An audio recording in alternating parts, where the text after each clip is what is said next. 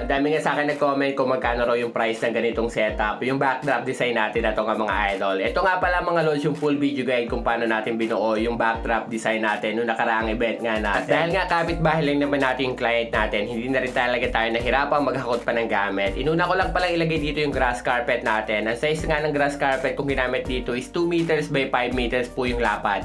Kung mapapansin nyo, buo na yung mga panels tsaka yung mga stand na backdrop design natin kasi nga malapit lang talaga to sa amin. Binuo ko na siya nung gabi pa lang para hahakutin ko na lang siya mga idol. At pagdating naman sa sizes ng balloons na binibili ko, 12 inches lang po pala yung pinaka mother balloons or pinaka base na balloons natin na ginagamit. Tapos para sa pillar naman, gumagamit naman po ako ng 6 inches. Pero yung iba 12 inches, tapos papalubuhin nyo lang siya. Tapos pwede nyo siyang tupin or hatiin nyo siya sa dalawa para magkaroon kayo ng pang pillar nga mga idol. Pero kung nahihirapan kayo, bumili na lang kayo ng 6 inches na dapat kasing kulay din kung ano yung kulay ng balloons nyo na 12 inches nga mga idol. Hindi ko na nga pala to itinatali ng nylon or yung kahit anong panali. Dito is balloons sa balloons ko nga lang siya pinagtatali, yung bi-cluster. Bi-cluster naman ang ginagawa ko nga mga idol is 8 pieces nga ng 12 inches natin na balloons nga mga lods. Pero depende na lang sa inyo kung paano rin di kayo nagsisetup nga mga idol. Kung sa kayo mas nadadali ang mag-setup or magtali, doon na lang kayo mga idol. At syempre pagdating naman sa pricing is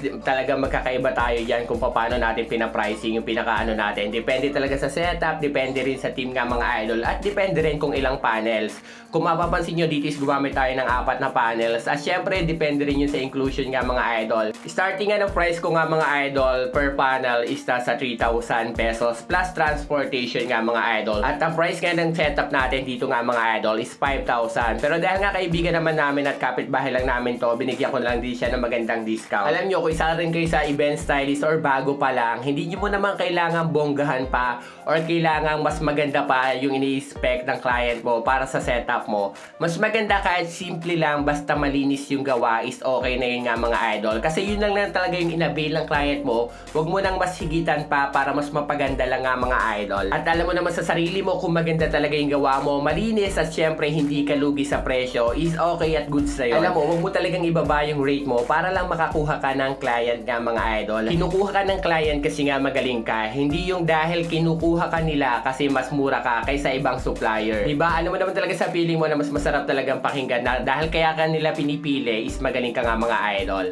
At bali, ito na nga yung simpleng backdrop design natin. Kagaya na sabi ko, 5,000 po yung pricing nito. 4 panels na to, mas mura to kung tutuusin. Pero depende na nga lang sa setup nyo, sa inclusion, at syempre, price ka sa sarili mo na talagang hindi ka lugi kasi yung talent yung binabayaran dito nga mga idol.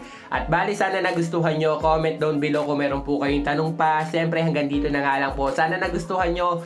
Follow for more. Syempre, huwag nyo kalimutang i-share po yung mga videos natin. Sana nakatulong to. Hanggang dito na nga lang po. Maraming pong salamat.